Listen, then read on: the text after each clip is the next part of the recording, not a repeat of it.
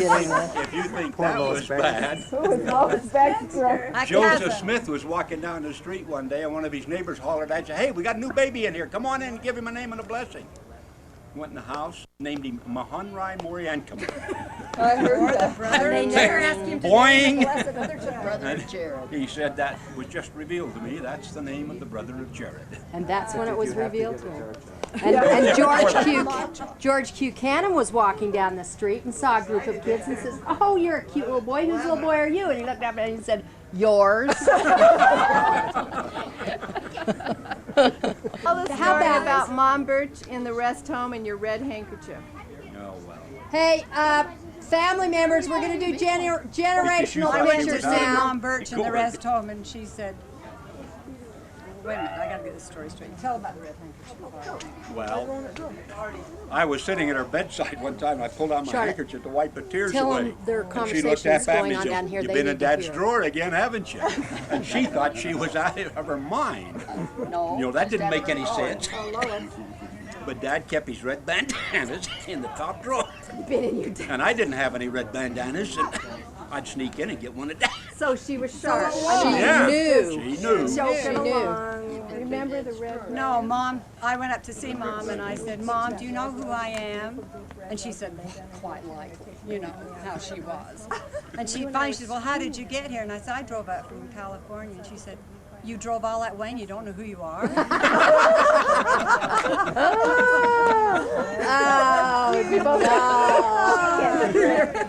One day, Faye called, and Mother was staying with her, and Faye called and says, "Come quick, she's not going to make it.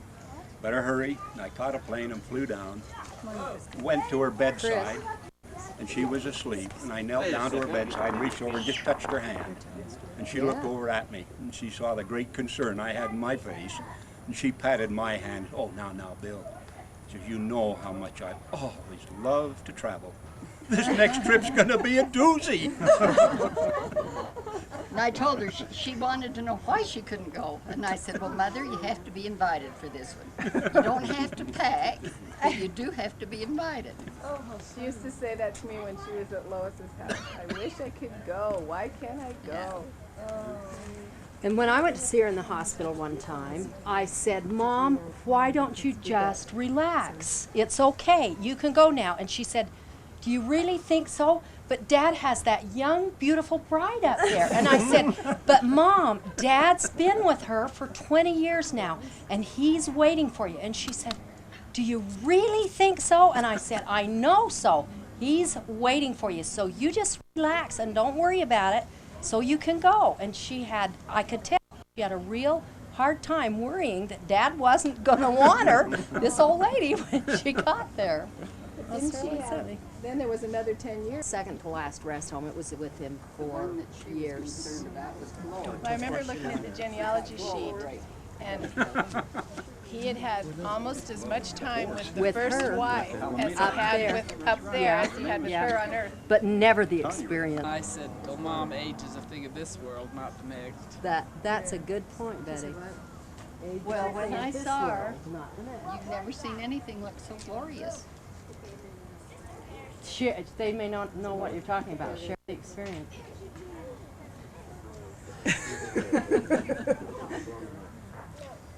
Where is she? Pamela has to tell us. Pam, Come up here by me. Yeah, hold her up. on your wedding day.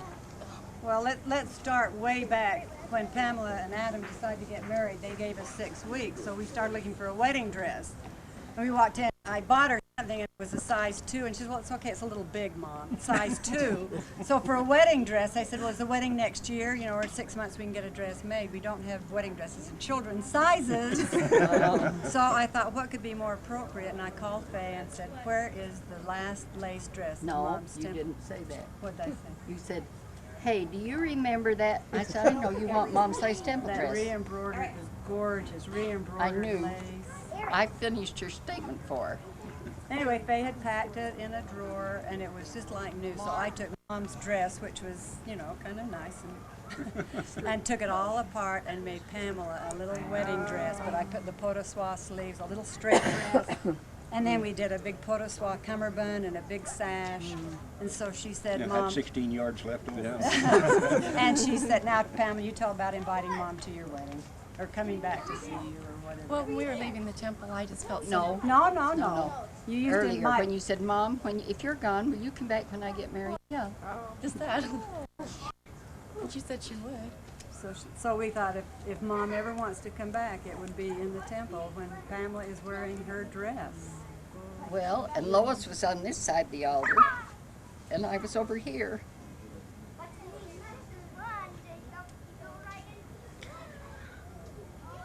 And I looked over at Faye and I thought, what? And she was just crying, just bawling out, what on earth is going on? Well, I looked up, there was a whole row of just silhouettes, but right straight across from me was Mom. And her hair was fluffy and short. She had makeup on and she just looked gorgeous. So happy. Now you finish it. Well, do you remember she had Parkinson's disease, when she kind of shook? And I was leaving the temple, we're getting ready to leave, and I felt someone come by me and just, grab my hand. You know how she did? Just kind of shake it. And I knew that was her. So she approves. And when she was still in the rest home, I went down one day and I was sitting there and she didn't recognize me for a while, and I took her by both hands and I said, Mom, after you go, will you come and keep me on the straight path? That wasn't the exact words I used, but she didn't understand. And I said, Mom, I need you to come back for me. And she kind of looked at me, kind of puzzled, and then her eyes cleared, and she took her fist and pounded it on her little tray and said, you bet I will. And last Thanksgiving, the week before Thanksgiving, Gary was out of town, and there were a lot of things happening in the family, and I was chopping chickens, I can remember. And there's something quite interesting that happens in my house out of Missouri, because angels come, and I felt a special spirit, and I thought, oh, I wonder who's here. And I kept chopping chickens, and then I realized I needed to go around and kneel down and pray, because this was not just someone observing me. And as I did, she was standing there, and she said, Karen, it doesn't matter. A lot of the things you're worried about don't matter. The important things are the family and having a good time. And then she was gone. But then I remembered Thanksgiving was always her holiday, and we always went, and she always had this whole table and this whole spread, and I know that she will try to communicate the important things to us as time goes on, and our special times. We sat in the temple a few years ago, and here was me in Mom's temple apron, and Mother and Carla and Chris, and all in a row, and it was as if Mom were sitting right there with us, because she made them all. And they're the most beautiful temple aprons She did. in the whole temple. I've never Karen seen has anyone. learned and is making it. Is she? Yeah, and I'd be happy to teach any of you. I've I've never got seen Mom's any as original. pretty as hers. I've got Mom's original pattern that she showed me all the stitches on. Her original, she just cut out a piece of taffeta one day, but then So her started pattern's original. You know Well, when, not you know the what leaf. her pattern came Did from? she use not the leaf. She was in California. I took her to every fig tree in paradise. She came back. We had to go pick fig leaves She came on back every home tree. with a fig leaf, and I sit there and trace that fig leaf out. That's right. And that's what started it. It's the prettiest one. There is not. Well, that was taken from just an ideal Somebody fig leaf that she brought back. Someplace up in Oregon has mine, and I hope they're enjoying it. I left my temple closed, and I called back when I realized where they were, and they had gotten rid of them. So, and I didn't have my name in my suitcase. Ooh, I should go put my name on mine. Every time I put it on, I think of her. It's not just the pattern of the leaf, though. It's the stitchery. All the stitchery that's in it. Gorgeous. Such art. Riding on the side caps. You guys know those stories better than I do. That was in Provo Canyon. We used to run supplies out to sheep. The sheep were up in Walsburg, and they lambed up there. And the road was so bad. It was an old Dodge. It was the forerunner of the station wagon, but it had the truck with the wire mesh back on it and a canvas awning. It rolled down. And you'd load that thing up with canned goods and whatnot to take out to the herders. And going up the canyon, you'd negotiate a curve up just below where Deer Creek is now. You'd negotiate one there, and I'd have to get somebody to get on the inboard side and hang on and lean as near as you could to the hill in order to keep the thing from rolling, as they went around one bend, just creeping. The wheels were right out over your head, so only the weight kept them in. I was born with a dog's nose birthmark on my side. you still I remember have that. it? I remember Well, no, that it was thing. taken It off. furry. But it was just like a dog's nose, heavy, coarse, textured. Yeah. And just before I was born, the sheep were down in Nevada, and she was taking supplies down there, and the herder down there had She just was got himself. pregnant then. Yeah, Don't tell me it's just wrong. shortly before I was born. And the herder had got himself a new 6-gun. And he crawled out of the wagon and stood down on the tongue and was shooting jackrabbits over the head of the horses as they were riding across. And the horses got spooked and started going a little too fast. He was trying to hold on to it and still shooting. He was having a ball, but he got about where he wanted to go. Trying to rein in the horses and put his gun away. Yeah. And he shot himself right in the side. And Mother arrived with the supplies just about this time. And the shell had entered there and gone around just under the skin, around his stomach, and exited on the other side. But they took, the herders looked out for each other. Yeah. The other guy took a wire coat hanger, straightened it out, put a gauze on the end of it, and dipped it in iodine and shoved it in there and ran it around and right on out, cleaned him all out. A coat And that- hanger? Yeah, but the nurse the feel iodine about that? stained this big dark stain on his side with the black center in it. And when I was born, that was there. And all the old ladies, ah! It's an omen. Yeah, I was marked by what she saw. They always doctor themselves like that? Oh yeah. Can you imagine a coat hanger with gauze on it? Well, it wasn't gauze, it was a piece of underwear he tore off. We all run out to the emergency room and pay $5. Chicken coops and getting that little farm established with the berry bushes and the apples and all of it, so you could survive off the land. Yeah. Hill, I That's was about as first thing I remember. Yeah. I was talking with Hild about it, and Dad herded for men when he was just a kid, just a teenager. He and Uncle Claude. And he and Claude came in much later. It's a friend. But I got him in Ludlow, down in Spanish Fort. And at 15, Dad and Fred Ludlow, 15 years old. Well, didn't they give him the runts? Yeah, And the, yeah, they got the bum lambs. the ones that wouldn't And notice to by the pay. time they were 15, they had enough to go out on their own. They had their own herd. And these were bum lambs that they nursed with milk bottles and the like and brought along until they had their own. And at the age of 15, they wintered down on the Nevada desert. These two kids. And Hilt was telling me that just before the Depression, when 10,000 bucks was a lot of money, Yeah. Dad sat down and bought a herd of sheep, 3,000 sheep at $10 a head, and wrote out a check for $30,000. And they had that money. And they had the money. And What do our 15-year-olds do nowadays? he, well, this wasn't when he was 15. This was after But they after they were say- married. Dad and Mother were married. Yeah. But he had that kind of money then. And then in 29 they sold out. Or 28 they sold Where out. was Told us where was the 28. sheep? Where was the sheep ranch? Up in Walsburg. Walsburg, all those 10,000 acres. And I was up there 10 years ago and was telling Mother, I have never seen a more beautiful valley in my whole life than Walsburg. And she turned to me and said, your grandfather used to own the whole valley. And I was leased it just from the government. sick. Well, Yes. little grazing land. Yeah. I can remember Dad taking us up on top of a hill out near Strawberry. And then standing there, he says, okay, everything you can see from that mountain peak to that mountain peak, everything you see out there is our grazing rights. Now, they didn't own that land. That was grazing rights. Right. And Yeah. they they'd summer the sheep up. They'd bring them in spring and they'd lamb in Wallsburg, and then they'd summer them there.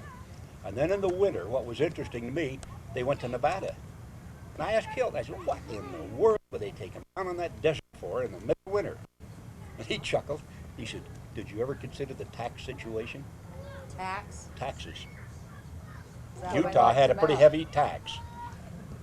Nevada didn't have any tax. They would cross the border for the first of the year and be in Nevada on January 1st. Businessman. Inventory them over there. Didn't have a sheep in Utah.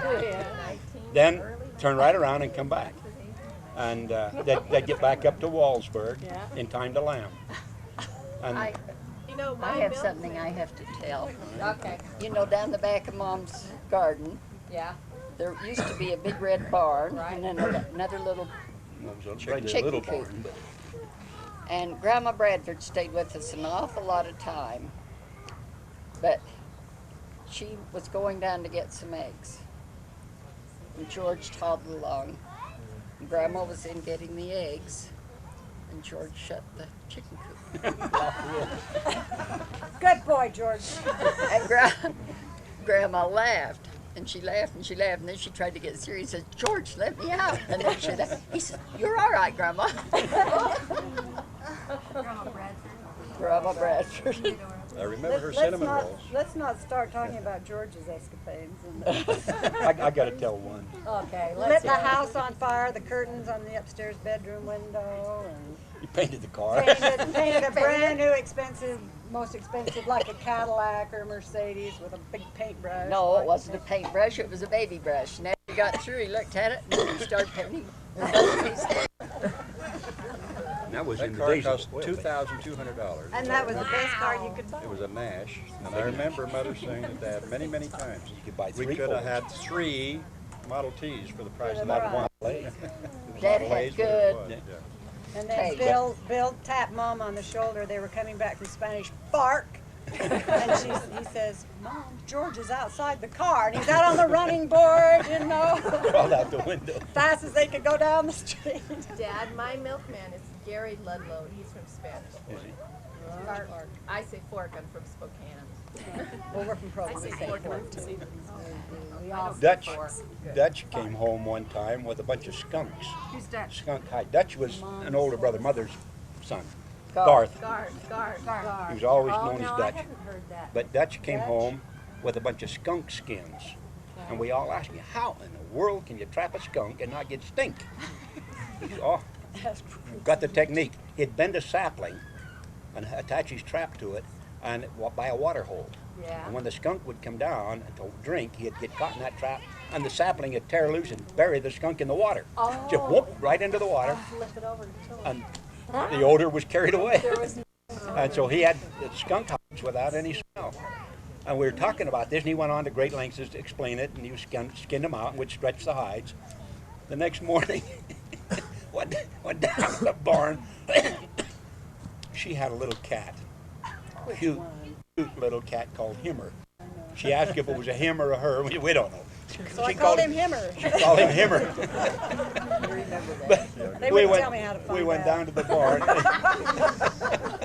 in the morning, and George had imitated Dutch's skin in the skunks. He'd taken Himmer, threw him in the water trough, and drowned him. Skinned him out and nailed, did my cat. and nailed his hide to the barn door. Are we just learning this for the first time? I never told me You Himmer remember ran That little cat, you know, was one of these multicolored things, and his hide was stretched out and nailed on the barn door. Oh, you were Himmers. Little Himmer. How old was I? George Been used to, 3. yeah. George, it's your turn to tell something on there now. Yeah, George, I don't know defend anything yourself. on George would lean over in the corner of the sink. Just you came in the door, and right back of the door was a basin. And George would lean over to wash his hands, and the cat would jump on on him my and back. walk up on his shoulder and down and get drink out of the basin. That was my cat, Nuts. Father, You had several of them. I over always the had years. a series of cats. Yeah. Ginger. With George around, you had to. Well, I used to drink with the cats. They'd have milk, and I'd Get down and lap it get up. He'd lap get with them. down. Yeah. Oh, George both did. Mother came in, she said, "What on earth happened to my fern?" Fern. I remember. A great big Boston gorgeous fern. Boston fern. Well, one was the horse and one was the rider, and they had stripped.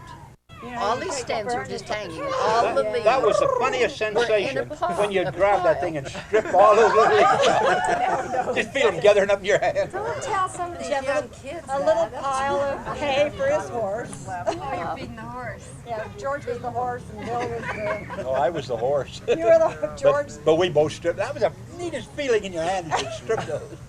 I don't remember any of this. You don't? No.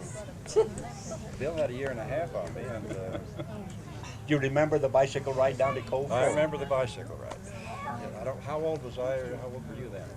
I got a hunch we were in maybe 12 or 14 along in there. I don't think. Maybe not that old. Not quite that old.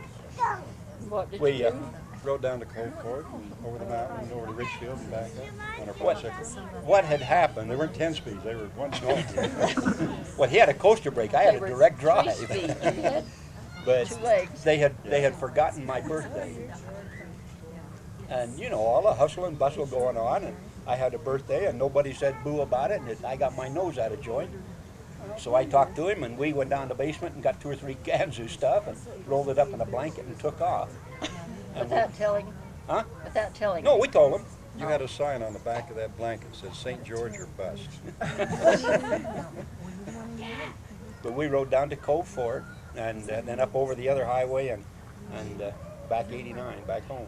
I can tell one about Wesley, though. When I was 15 and before I had a driver's license, he sent me on the route down there to change the records and bring the money home out of the jukeboxes from here to St. George. And I didn't have a license. I was 15 years old. I brought back the money. Changed the records. And changed the Drove the There, truck. Dick's Cafe. We had the machine in Dick's Cafe. Dick's Cafe is still there today, and it hasn't changed. Dick Hammer? Yes. That cafe is, Word. he's still there, too. 90 some odd years old, and he's there every day. Gee. Is that in St. George? Uh-huh. Right on me. Well, Lois, come on. You Your learn turn. how to drive in a... Don't tell the kids that. I remember Wesley putting the typewriter on We the had to do that. top of the car. Had a 19 Dutch Little pickup. Dutch pickup, truck. little brown one. Little brown pickup. We had the old, before that we always drove the old Nash. Yeah. We I- made it into a truck like. Yeah, Took well, the we back just took the seat seat out. out of the back Took and the back loaded seat stuff. out. You could put the Lots feet in there. And Yeah. Was the One depression. spring, bright and early, we went down to the pasture to get a team of horses. And they were pretty good sized work horses. And we hooked them to a hay rack. And Dad, we were inside the pasture as we did this. And then Dad opened the pasture gate and said, okay, bring them out. And so I get this team and let's go. And I'm a little squirt up on that hay rack. And we went through the gate and the horses hadn't had a bit in their mouth all winter. And they felt pretty frisky. We came through that gate, they weren't about to stop. They were heading home. And I can remember wrapping those lines up and pulling with all my weight and just laying back on one. Couldn't even slow them down. Dad had to run and catch him and stop him. I jumped off the hay rack and he looked at me and says, do you want to take the team home or the car? I'll take the car. I had to stand up. I couldn't see out the windshield sitting down. Stood up there, got it in one gear, and it went forward. I went home, and I remember trying to negotiate into the lane to go into the driveway up to the coops. But I got it in there and got it stopped. Didn't know anything about shifting gears or anything else. Let me see your hand. that famous Nash car we're talking about. I can remember when we were so poor, we could not afford gasoline, and I don't think gasoline was 15 cents a gallon. But we didn't know we were poor. But the car was in the garage for several years up on blocks because we couldn't afford to drive it. We couldn't Building was afford on a mission. natural gas for the water heater. The neighbors could. They're on welfare. Yeah. They had They everything. had pot roast every Sunday, and I used to just be so envious. Yeah, but she cooked We it had till it chicken. was, it was We had a cooked lot of till neighbors it that ate was chicken on black us, I'm and sure. hard, and Carol was Clea chewing it for hours. Pot roast. Or she made jerky. That's what it was. Oh, great. But we had an awful lot of relatives that came there every Sunday dinner. That were worse off than we were, evidently. Well, we always had a lot of food. We always had a lot of boarders, if you'll remember. You don't remember that. I do. We had a family reunion, and our relatives from Wallsburg came down. There was Kay and, what are some of the names? One of them lives in Merle, Spokane. Merle and Kay and Joanne. They were Uncle Mary. Steve's, Mary. And they thought we were so rich because we had maids all the time. And I said, maids? Times were so hard that girls would come and live at our house for just board and room, and they'd give them $1 a week or just a little spending money. They were just thrilled to have a home, and so they did all the housework. Remember Mom was Carrie with truly her red helmet? liberated. I remember Well, Carrie. Mom sold corsets. Mom would go out and sell corsets. She was a liberated woman, and we always had this woman. Had her own car. But Dad We- was on a mission. Well, no, that was way Dad. before. But It was way after that. we had a berry patch. It was Mom's spending money, and we big Blackberries. black caps, and there was a Seventh-day Adventist family that loved those black caps, and they'd order them. We'd pick them on Saturday, and so on Saturday we'd deliver the berries to them. And Mother said, that'll be 2.5 or something for several crates of berries. So, oh, I'm sorry, this is our Sabbath. We couldn't begin to exchange money on a day like this. This is our Sabbath day. So on Sunday morning, they'd come down, knock on the door, here's your money. Mother, oh, I'm sorry, this is our Sabbath. I couldn't possibly accept money today. And I remember our Christmas trees, we always had at least 10-foot Christmas trees, and Mr. Adams, Mom would give him buttermilk, and he would bring us these Christmas trees that were absolutely magnificent, 10 feet tall. We always had to cut the top or bottom, $1 a tree. And they were just beautiful. And Well, every year he designed these trees. You But remember then we the, sold eggs for 30 cents a dozen. Why, Say, 12. wasn't she Stella Or the 12, egg lady? yeah. I Well, remember, cracks. I My remember mother said she was 75 called too. Stella the egg lady or something. I remember 3 women, girls will put it, high school Ricky. graduates. G was Oh, G. G. Lois. G. Lois, G. G. Lois G. There were 3 of them slept in one bed, in your bedroom up there. 3 of them in that one Yeah. bed, I remember that. One was They Effie, worked out in Leah. Geneva. Yeah, No, Leah. Was Leah, that Doc. for spending Honey, what was money? Leah's name? She boarded She married a Doc. college student? Well, that was later. She was from Cedar City. But we had We- Carrie and Bricky and Carrie. You Well, get up and go to the on rain, bathroom. rain, snow. Make your bed yellow rain snow. Some of I them remember never Carrie, our maid, The she red- had red hair, Yeah. red hair, Well, and she Ricky would had lie in red bed with hair, an all-day too. sucker and read books in the evening. And you could see her through the blinds, just a silhouette, just beautiful. Looked like she was smoking. Anyway, I they remember- thought, our Wallsburg relatives thought we were rich because we had maids. Well, and do you remember Uncle Fawn? Yeah. They lived out in Wyoming, Mm-hmm. and he had cancer, and he stayed at our house for months. They could go to the hospital and be treated, and they said, well, now Oh, if you yeah. lived in Provo, you could go home. He smoked because it was good for him. He did? I don't remember. Yeah, they said Yeah. that you had to kill the cancer. At least that was his story. Oh, let me tell you something interesting. Last month, yeah, we were in Nauvoo. You know, there's about 47 couples that man all the little places. And this one man said, well, he was from Lakeview. And I said, you are? Where? I said, I grew up in Provo. And he said, well, my name's Adams. And I said, what was your mother's name? He said, Mina. I said, your grandmother was Nettie. Nettie My Madsen. mother was Stella. And he just hugged me. Nettie Madsen. Nettie Madsen's grandson. Mina's, I think his name Remember was the meat Joe. pies Nettie Madsen used to make? Oh, yeah. And her husband Had fished cancer. Utah Lake for carp. Strawberry. Well, no, he carp, wintertime. That seine through the ice. Yeah, they were seine for carp out of the lake there. Garth worked for him. Yeah. But he got cancer. And it took the whole face and nose. Yeah. But this was so fun to see this kid because he'd keep remembering. And he said, now, you remember who lived right next door? And I said, Lewis's. And then we'd go on around the block. And it was a ball. Who was the man that had that 32 Ford and balloon tires? We were so happy. The great big fat tires on that car. And it was Clark, across the street and up a half a block or something. Oh, Fred. Fred Clark. No, No? no. You're Fat? beyond me. Fat. Fat Clark. Fred's Fat brother, Clark. Fat. They had They those named huge him tires on Fat? that car. Walder was his son. That's worse than Lois. I don't think he was christened Fat. Oh. He was fat. That's what they called it. Remember Berto? Oh, yes. Who was Berto? Well, he's the guy Dad said he walked like he had a burr under his toe. He'd walk along the street, you know, this funny. They called him Berto. What was his name? We think he had syphilis, the tertiary stages of syphilis, because he had this funny slap.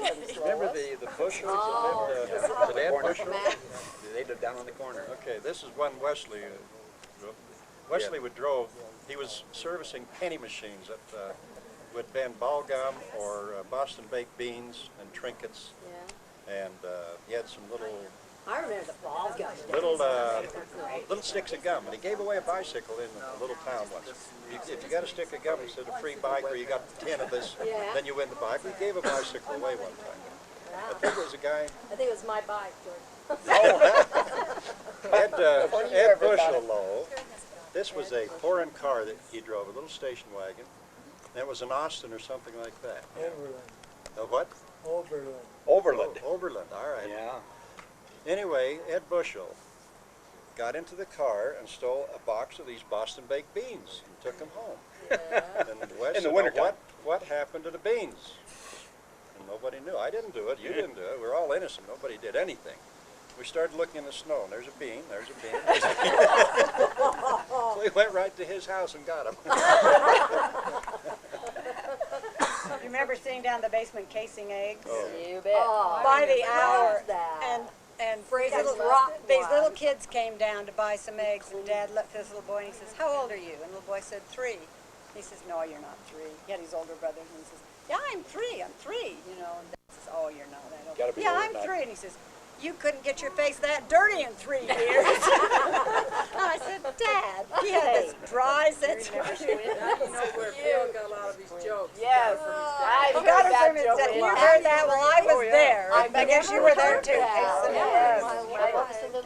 My dad is one of those Boy Scout jokes. He has a whole Remember repertoire. Mickey? Little Mick Eggerson? He was a lot younger than George, but he'd come over and sit on the back step. We'd open the door and he said, "Can George come out That was and play?" Bill. Was it Bill? Mickey Eggerson. He was a little bitty kid. No, he was a little 3-year-old that wanted to come over and play with me. Can Bill come out and play? He hung around and followed us everywhere. Then we had the Talbots on the corner. Kent Kent and and Harold. Harold. Yeah. Poor little Still Harold. alive. Had a Dutch boy Miller's haircut, you lived know. 2 houses Looked like a up. little girl. Hayes lived next door, and Miller's. Lewis No, is lived Lewis. next Oh, door. Lewis's. Ostlers. That's who. And then Ostlers the and then Bushels. Bushels. Bushels, and then who lived on And the Bushnell's corner? lived on, Talbot's lived on the Well, who corner. lived Oh, well, Tom was before Bushel. lived at the house that was tucked back in next to Lewis? That's Ostlers. Ostlers. Yeah, Homer? Elmer. They were mean. Elmer and They Darryl. would hide behind the hedge and attack me when I was walking home from school. I remember Faye arranging my first date. I think I was in the 3rd grade. And I wanted to go out We didn't with wait Betty till we were Jo. 16. And you called Betty Betty Jo Jo's mother. Smith. Yeah, Betty little Jo Betty Smith. Jo. Oh, she was a Size little Smith. doll. She Cute lived in little- Maben Road. Cute little girl. Lived in the first house in the Maben Row, and her daddy, Cy, was the dog catcher. Yeah. He He used to- he had a box on the fix back it. of his Yeah. little party. Put Hooked the the exhaust exhaust in. pipe to it, throw the dogs in. By the time he'd get to the cemetery, the dogs were dead. But anyway, I took Betty Jo to the movie. I was in the 3rd grade. She was a She cute was. little girl. I remember that. She ringlets and bow in her hair and all when everybody else was playing Jay. Cy smoked a cigar, and she smelled like a cigar. Everybody did around that house. That's horrible. One, and Egerton's lived in one, and How many were there in the Maben Row? They're I still there think they're today. still there and probably they about still use 5 it. or 6 of them. Can you Then after remember the some Maiden Row was things the that new- Mom and New- Dad, I would be so much happier if He Brad was, would he was put married. that thing away. Mother Now, time? every night was bread and milk With and salt and cheese pepper? and long Little- radishes. Yeah, or a So- little I got the salt. slice of roast beef. Yeah. And chicken Garrett carcass. DeYoung, Cold roast beef. Garrett DeYoung would come to get buttermilk or eggs and sit down at the table, have supper with us, and tell us about his experience as a boy before he ever came to this country over in Holland. And once in a while, Bell or one of the others would come with him. But he'd sit there and talk about that. B.F. Larson had come by, and Mother had several B.F. Larson paintings that traded out for buttermilk and eggs and milk or butter. And Sperry. Who else? Sidney- Sperry Sidney and Sperry oh, lived- Dixon. Well, Aldous Dixon. Aldous. Oh, Aldous always, but Yeah. Fred, One- not one- Fred. What's his name? One day, Fred Mother Markham? and Dad Clark. were walking up the street and met the Dixons, brother and sister Dixon, and they walked along, and Aldous Dixon said, Bill, how are the sheep now? And Dad, but Bill, how were the lambs this year? Did you have a good crop of lambs? And how was your wool last fall? Did you have a good turnout of the wool? Did you get some money there? After blocks of this, and Dad just grunting when Aldous would ask all these questions, Oh, Dad and Aunt. Sister Dixon grabbed Aldous and said, now, Aldous, don't you see he doesn't want to talk to you? You're just bothering him. Nonsense. He's enjoying this conversation. They called him Bill? Will. Will. But Well, every well, meal, Bill and Will. or every noon, after they'd get through eating, and it'd be about 2, Yeah. they would go out in the yard, and they'd walk up and down, and they'd look at all Mom the and Dad? flowers. Always. Together Always. in the Together. afternoon. Yeah. After Dad had lunch. come home in the evening, and while Mother was fixing dinner, or right after, he'd sit down in that leather chair with his newspaper, Yeah, I remember the evening. and Mother would come in once in a while and just knock that paper out of his lap and flop down in his lap and give you a big hug. He'd say, I used to sit on his knee while he was eating his bread and milk. Until I did knocked Lois. you off. Bib overalls. yeah, Them overalls. And Dad always had a worn out spot. a worn out spot, and they always said I did it because he'd sit down and we didn't have a high chair, and I'd sit on his knee for every meal, and I got to dip all the yolk out of his eggs for breakfast. And anyway, I finally discovered he carried his big case of eggs on Well, that of the knee. grain bags more than I the didn't eggs. wear it out. And I only sat there till I was 10. People said I was 12. Well, you were still there when I went off to the Navy. One of my kids used to sit there. When Karen. we were very, very poor and we didn't have we had a car, but we couldn't drive it because the gasoline was too expensive. Dad was riding a bicycle with these large wire baskets of eggs on each handlebar. Yeah. Yeah, up to the house. That's a mile. And about Over the railroad tracks even. Well, there'd be 30 dozen eggs. a lot of eggs in those baskets. Don't remember it. Well, that was. And so the That's too long. We got always we got that little walk pickup. out my left ear. flowers. Probably paid after lunch. $150 for that That pickup. was The part of the chicken business was come Christmas time in December, the eggs would go, or the chickens would go into a molt, no more eggs, and the feed goes on, and you're still feeding. And so at Christmas time we had awful lean pickings, and for a few months there, and in the spring they'd come back to laying. You'd get back in production. It was pretty good. You remember Lumpy Dick Oh, yeah. for dinner? what is lumpy dick? Flour mash. It's Flour. Flour and it's milk pudding. and sugar and cinnamon. Well, you pudding. put that on top, but it was flour stirred into milk. And you didn't make a thickening or anything, or you didn't make a roux. You just stirred the flour into milk and it made it lumpy. And it cooked. Well, most of the people got most of the lumps out, Well, but you're just supposed to leave a few. That was chewy. That was supper. Do you remember going down to Uncle Rast's? That was Yeah. Always. the The biggest. first Sunday in May. First Sunday in May, and Mom always took that big thing of fruit salad and her cake with the With the peppermint black and white icing, cake. and everybody couldn't with the wait till chocolate Mom. stripes. They could not Zebra wait. striped it. Do you know how to do that? Yes, I do. I You- know how. You put the white frosting on, you drool the mint Drizzle. chocolate, and then you run a knife through it. That way. And you run the knife up, and it pulls that chocolate. But they couldn't wait for Aunt Stell to come with these two chocolate. things, the cake and that big and salad. Aunt Lou made a pot this big of chicken and dumplings. And she's got her Danish cake. And we used to ride ponies. We went there even after we were married. Even canoes. And I had a couple of That was kids. our reunion. Yeah, That it was- was. That was the reunion. Family reunion. And those funny cousins. But then Mom, on her birthday, would make this big meal, and everybody came to our house for Mom's birthday. Always. And that's a custom they do in northern Utah. Remember, Didn't they do remember last son Rudy? Dooley? They went down and they went down and reorganized that state. And the general authority that was there reorganized the state. Not Dooley. Got up. Blaine. Was it Blaine? Blaine was the Yeah. bishop Okay. down there. Well, they got up and announced at the end of the conference. You know, we filled every office. We got the presidency organized and all. However, we haven't yet called a patriarch. Bill, we can't hear you. Talk louder.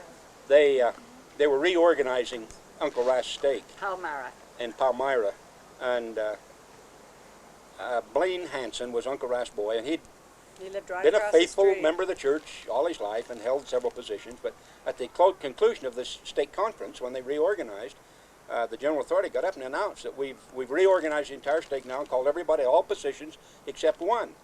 And you don't have a patriarch yet, but if you'll sustain this man I'm going to propose, we'll just have him come up now and we'll interview him here on the stand.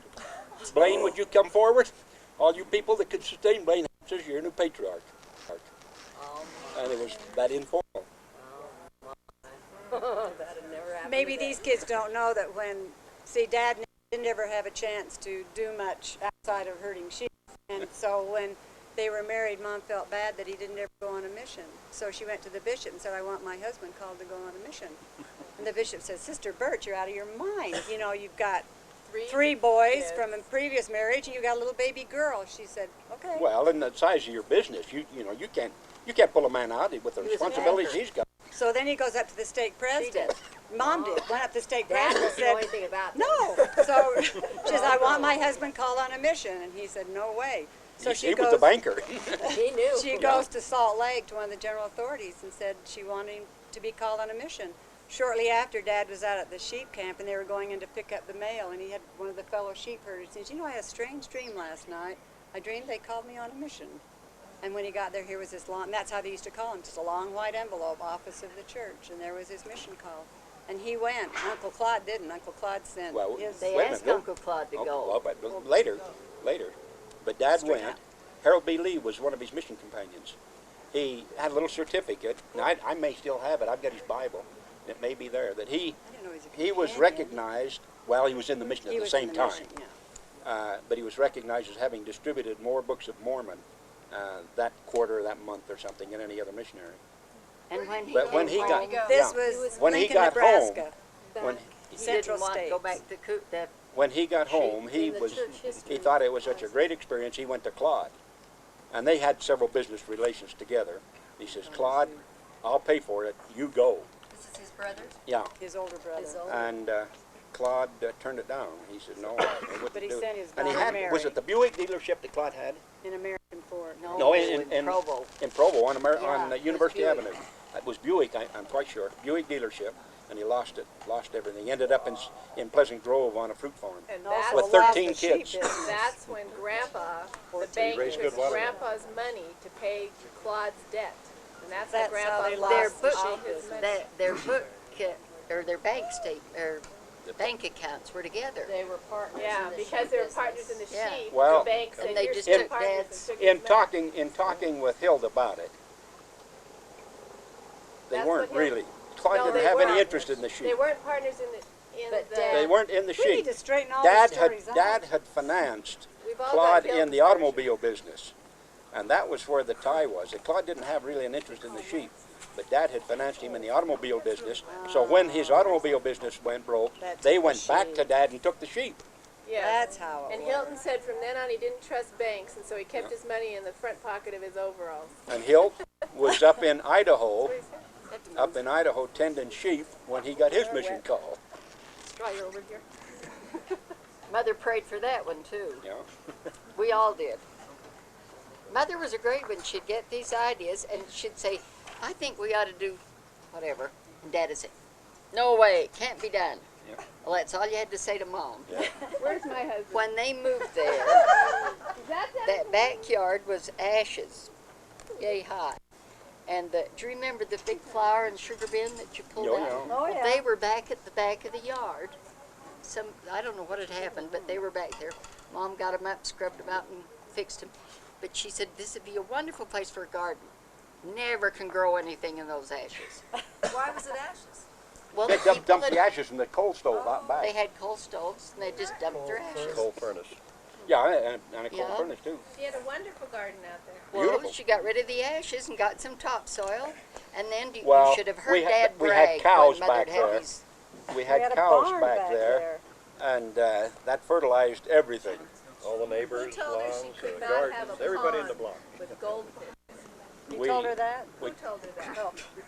We put that in, and then gathered rocks everywhere we went. Would throw a rock in the back seat of the car. Well, she bring it home. employed, You told her that? We, Who told her that? Oh. we put that in, and then gathered rocks everywhere we went. Would throw a rock in the back seat of the car. well, she bring it home. employed Roebuck, Yeah. a man called Roebuck Nursery, to Still come out is. and Put that pond in. to put the lily pond, and we had the beautiful did goldfish. And You remember all Roebuck the still lily got of a the little valley? nursery in Lily of the Valley along the garage. That was so Oh. gorgeous. How did the pond get fresh water? from the hose. With the hose. What was interesting, When it would freeze in the wintertime. Build a pond like that. In the window of the garage. What You was and I like interesting Limburger cheese, and Mother made a was cheap and we I- In the dumped shade, by the somebody, pines. we got some I goldfish vaguely at one time, we just dumped them remember out in the pond. And those little goldfish Yeah. in that pond grew up to be monsters. When I was And we in the took it- winter time, But in the winter, they would freeze solid in the ice. and you'd see the fish in the ice. And then in the spring, it'd thaw out and they'd go swimming again.